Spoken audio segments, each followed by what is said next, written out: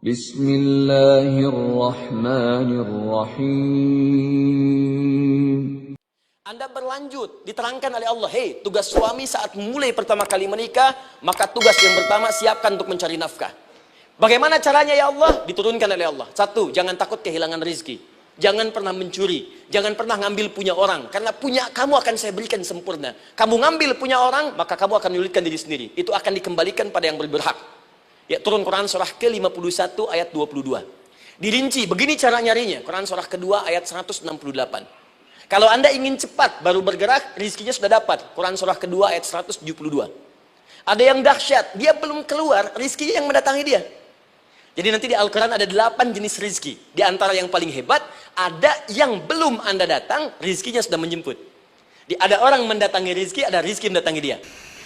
Contoh, Al-Imam Asy-Syafi'i sedang berdiskusi dengan Imam Malik gurunya. Kata Imam Asy-Syafi'i, Syekh, rizki itu mesti saya cari dulu, baru kita dapat. Kata gurunya, ya Syafi'i, ada rizki yang cukup kita beramal dekat kepada Allah, dia akan datang tanpa kita cari dengan ikhtiar manusia. Kata Syafi'i, mustahil. Kata Quran kan kita kerja dulu, baru datang. Kata Imam Malik gurunya, kamu yang belum sampai, kita amalkan ini, rizki datang. Maka berhenti sampai di situ, Imam Syafi'i pamit, di jalan tiba-tiba, beliau mendapati ada panen anggur, Pak, Bu. Terus dipanggil sama yang punya kebun. Ya, pemuda katanya, sini. Mau bantu nggak? Kalau kamu bantu, kami berikan anggurnya. Maka beliau bantu, panen, petik. Sampai setelah selesai diberikan anggur yang besar-besar, hanum. Senyum, senang beliau. Ternyata senangnya bukan karena dapat anggur. Senangnya karena merasa pendapatnya benar. Kalau saya nggak bantu panen ini, nggak akan dapat saya anggur. Cuma karena saya bantu, saya diberi ini. Maka rasa senangnya inilah dibawa kemudian kepada gurunya, ingin laporan. Tapi perhatikan adabnya. Dia tidak mengatakan, guru, nih saya benar. Kalau saya nggak ikut panen, nggak dapat saya ini. Perhatikan kalimat Asy-Syafi'i. Guru, tadi saya di jalan, dipanggil oleh pemilik kebun, ikut panen anggur. Begitu saya bantu, saya diberikan anggur ini. Beliau tekankan dengan kalimat yang kencang pada kalimat, begitu saya bantu, saya dapat anggur ini. Imam Malik tersenyum mengatakan, Masya Allah Syafi'i, luar biasa. Ini siang begitu panasnya, tadi saya mau keluar ngajar, terfikir di benak saya, Allah, kalau ada anggur yang besar-besar, enak rasanya. Tiba-tiba kamu datang bawa anggur. Jadi Imam Syafi'i kerja dapat sesuatu, Imam Malik terfikir sesuatu, datang rezeki. Itu ada di Quran surah ke-7, teman-teman, ayat ke-96, paling kanan sebelah atas di mushafnya. Baik, teruskan dulu. Ya, Anda dalam mencari kerja, ingat, kalau Allah yang sampaikan pasti terjadi. Jangan dikira mudah. Kata Allah akan ada persaingan, akan ada kadang-kadang singgungan, akan ada tantangan, maka mulai petakan tantangan apa yang akan Anda lalui saat Anda mulai mencari nafkah itu. Maka turun Quran surah kedua ayat 214, paling kanan sebelah bawah. Am hasibtum an tadkhulul jannata. Hei, apa kamu mudah begitu saja mengira akan sukses dalam pekerjaanmu? Bahkan bisa diartikan surga, ingin masuk surga. Walamma ya'tikum mathalul ladzina khalau min qablikum. Sebelum engkau diuji seperti orang sukses dulu pernah sukses. Lihat mereka. Gak ada orang sukses yang instan. Cuman balikan telapak tangan dapat, tidak. Kata Allah, lihat orang-orang dulu. Lihat orang-orang hebat dulu. Bagaimana mereka bisa kaya, bisa sukses, bisa punya posisi. Masat umul ba'sa, petakan olehmu tantangan apa yang akan dihadapi saat engkau bekerja itu.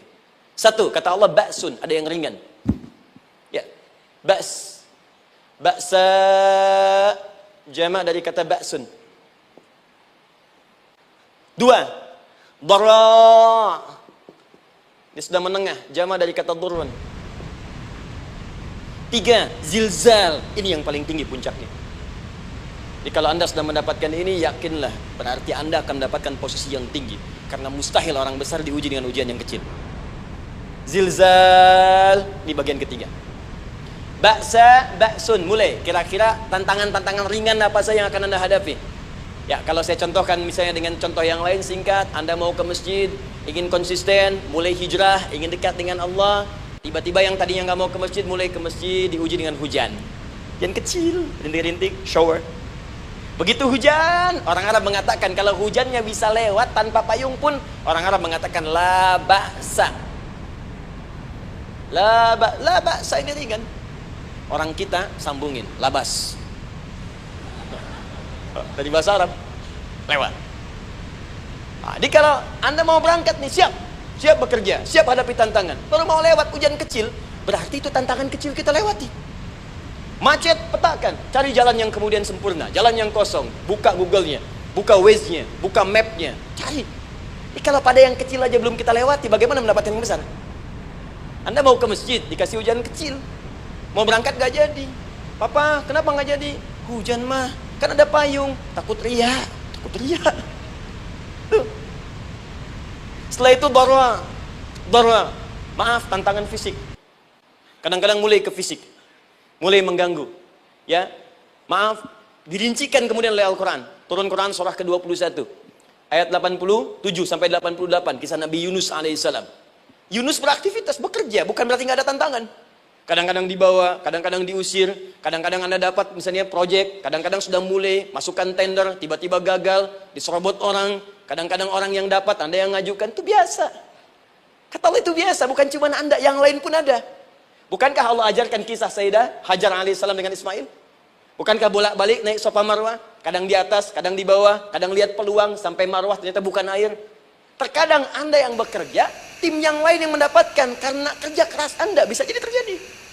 Bukankah yang kerja keras Hajar yang dapat Ismail? Mungkin Anda yang konsep, yang dapat minyaknya orang lain. Mungkin Anda yang kerja, kan yang suksesnya teman Anda, nggak ada masalah. Dan itu kemudian akan bermanfaat bagi Anda.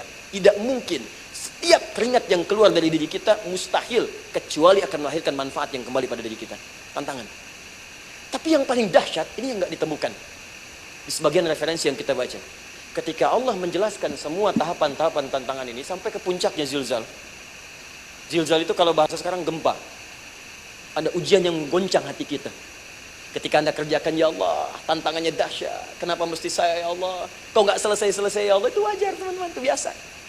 Kata Allah, orang dulu saja mengatakan, mata nasrullah, kapan ini selesai? Berbahagialah kalau teman-teman sudah mendapatkan tantangan puncak yang paling tinggi ini. Ini artinya Allah sedang mempersiapkan Anda menjadi orang besar di kemudian hari. Dan cara mengatasinya diturunkan Quran surah ketiga ayat 142, paling kiri sebelah atas. Perhatikan dahsyatnya. Yang pertama diterangkan tantangannya, yang kedua dijelaskan cara mengatasinya. Ya, perhatikan baik-baik. Kata Allah, jika kelak engkau sudah bisa memetakan tantangan ini, maka siapkan solusi untuk mengatasinya. Ayatnya dibuka dengan kalimat yang sama persis. Saya pernah sampaikan teori ini di dua perusahaan besar di Indonesia. Yang pertama ada satu perusahaan, karena ini direkam saya nggak sebutkan perusahaannya, perusahaan otomotif besar, sedang turun drastis, kemudian juga ada inflasi yang tinggi. Itu saya terangkan teori Quran. Dia praktekkan berhasil, Pak. Padahal saat itu saya presentasi di depan non-muslim. Non-muslim. Selesai se-Indonesia dikumpulkan, saya bedah tentang ini. Dan mereka berhasil. Sampai sekarang naik lagi. Yang kedua sama, ini direkturnya juga non-muslim. Tapi nggak apa-apa kita diskusi. Dan mau mendengar teori ini. Dan praktekkan naik. Ya, dulu di satu perusahaan minyak juga. Sedang turun, karyawan semua dikumpulkan. Lalu kita bahas tentang ini, kita terangkan. Yang ini yang paling menarik dari Al-Quran. Kalimatnya sama persis. Quran surah ketiga ayat 142. Am hasibtum an tadkhulul jannata. Apa Anda duga akan begitu mudah mendapatkan kesuksesan dalam hidup? Tolong fokus baik-baik. Jangan selalu mengartikan jannah dengan surga. Karena asal kata jannah itu artinya kesuksesan, kebahagiaan yang belum tampak. Surga, kenapa disebut dengan jannah? Karena itu puncak kebahagiaan kita yang belum nampak sekarang. Ya, saya kasih rahasia ya. Ini antara kita saja nih.